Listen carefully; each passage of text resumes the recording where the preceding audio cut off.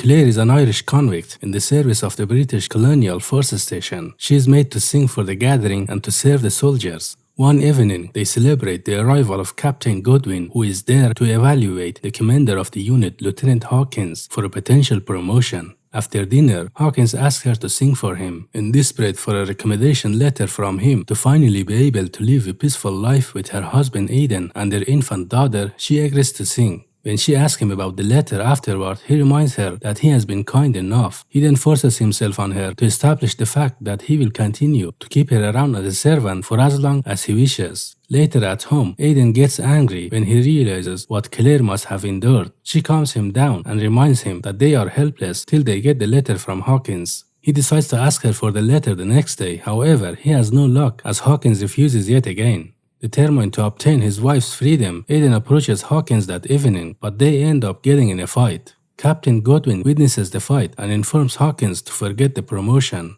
In an attempt to go over and apply to a higher post himself, Hawkins announces to his men, Ross and Jago, that they will be leaving for Launceston the next day. The men then accompany Hawkins to Aidan's place that night to punish him for the missed promotion opportunity. Despite of both Aidan and Claire deeply apologizing to Hawkins, he does not relent. In an act of cruelty, he forces Claire when Aidan is held back by Ross and Jago. Hawkins later finishes Aidan and then offers Ross to have a go at Claire as well. In her moment of shame, Claire is unable to save Bridget, her daughter, from the wrath of Hawkins, which causes Jago to swing the infant against the wall. Urged by Hawkins to finish Claire as well, Jago then hits her with his rifle. Claire wakes up the next morning to the nightmare of her life. After learning that Hawkins and his men had left for Launceston, she decides to hunt him down by herself. She sets off with the help of a native man named Billy to guide her across the wild, unexplored woods. Unwilling to work with each other initially because of the difference in their class, Billy agrees only for money, and Claire puts up with him to avoid getting lost elsewhere in the woods. Hawkins and his men, including Ross, Jago, and 3 convict servants, following Billy's uncle, Charlie, as their guide through the woods. Coming upon the footprints of Hawkins' party, the next morning, Billy informs Claire that they seem to be in a hurry since they aren't taking many breaks. Instead of following them, Billy suggests another harsher route by which they would be able to catch up to Hawkins the same day. Claire sets down this new path without hesitation, but it proves to be hard to navigate through the thick trees with her horse. However, her sense of revenge urges her to go through all the trouble while she successfully evades a bunch of soldiers in the woods. Later, Ross abducts a native woman named Lana and convinces Hawkins to let him make her his slave.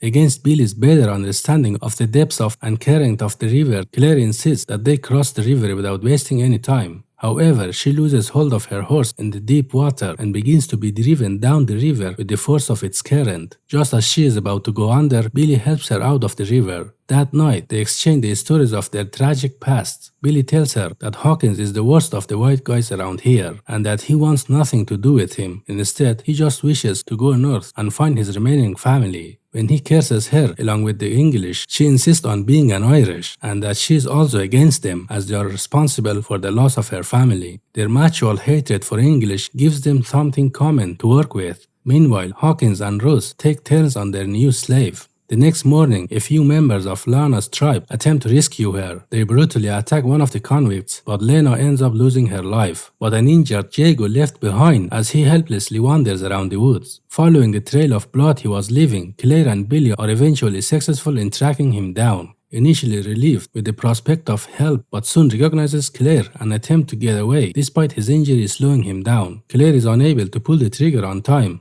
At the other party, amongst the remaining convicts that Hawkins recruited for help, the determination of a little boy named Eddie captures his attention. He offers to teach him how to fire a pistol, which Eddie willingly agrees to. Meanwhile, Claire finally catches up to Jago, who desperately surrenders to save his life. This angers Claire more than ever. When her weapon malfunctions in the second shot, Jago stops apologizing and throws her off him. In the scuffle that happens between them, she manages to grab his knife and stabs him repeatedly to let out her pain and anger.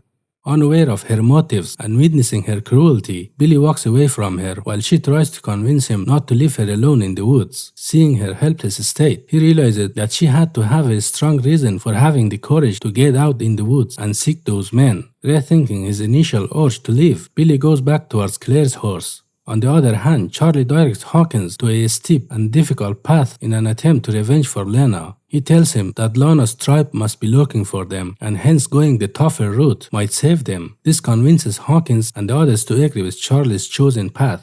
When Billy realizes where Charlie directed Hawkins and the others, he tells Claire that it is a route that nobody has used yet, and he assures her that both of them will be able to catch up to them by the next day if they go the usual way instead. As they stop for the night, Billy tells her that if he was in her place and lost his family the way she did, he would also do exactly what she did to Jago and further intended to do with Hawkins. Despite the horrendous life she is experiencing, this rare bonding moment gives her a temporary relief. The night brings on another personal horror to Claire. She dreams initially of Aiden and Bridget, her baby, which then rapidly changes to Jago, where Billy wakes her up from her nightmare. In the morning, Billy offers to do a smoke ceremony on her to drive away her pain. She rejects the offer at first and gets back on the move instead, until later she lets Billy to do the ceremony. Meanwhile, Charlie gets Hawkins and the others on top of a hill and finally informs them that Lunston is far away from where they are. Desperate for a promotion and unwilling to be lost in the woods without Charlie, Hawkins offers him more money to get them back on track.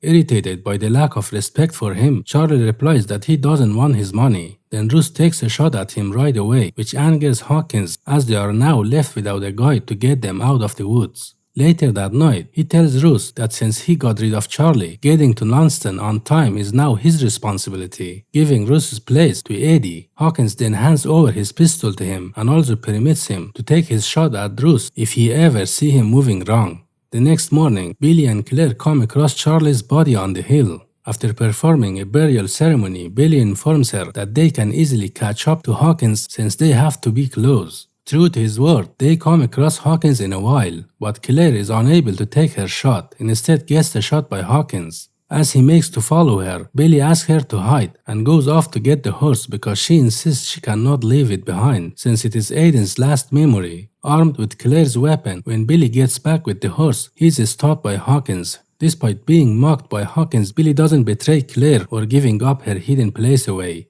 Understanding that Claire won't stand a chance without Billy anyway, Hawkins forces him to be their guide and puts Eddie on duty to monitor him. Claire follows them from a distance when they leave, but is forced to escape when Hawkins spots her. Back on the right way to Lunston by the next morning, Hawkins orders Eddie to shoot Billy in return for his own freedom. However, he isn't able to do so and Billy grabs his chance to escape into the woods. Leaving Eddie behind, Hawkins and Ruth get on their way. Eddie's constantly begging, irritates Hawkins and he shoots him. He then proceeds to Lunston with Ruth, the last remaining convict, and Aiden's horse. Meanwhile, Claire travels through the woods and miraculously reunites with Billy, and both of them follow the main path on their way to Lunston. After raiding a house for supplies and clothes, they come across a group of chained Aboriginal men. Claire pretends to have her weapons drawn at Billy to avoid suspicion. One of the chained men lets Billy know that the white folk have ended all of Billy's people. The prisoners then scream and shout about the unfair treatment their kind receives. Much to the shock and disappointment of Billy, all the prisoners end up getting shot in response. Claire and Billy proceed on their way and meet a helpful English couple who invites them for a meal and place to sleep. Witnessing their kindness, Billy mourns the loss of his people. After a peaceful night's sleep, Claire and Billy finally reach Lunston. The next morning, unsuccessful at pawning off Hawkins' gift to her at the store, she notices Billy looking at a horse tied up outside the house. Immediately recognizing Aiden's horse, Claire approaches the horse. Just then, Billy spots Hawkins and Ruth exiting a house. Ordering Ruth to hand both of them over to the police, Hawkins then warns Claire to never come looking for him again. Urging Billy to hide for his safety, Claire boldly walks over to his office and confronts Hawkins about his crime in the presence of his colleagues and other higher authorities. Walking out, she and Billy then escape the town on her horse. Later that night, Billy finds his way back to town. Despite Claire's attempts, she isn't able to stop him from breaking into Hawkins' house and finishing him off with his spear. Ross takes a shot at Billy, but that does not stop him from stabbing a spear into him and ending him as well. Claire and Billy then escape and eventually reach a peaceful beach and witness the rising sun as a free man and women while singing the song of their people.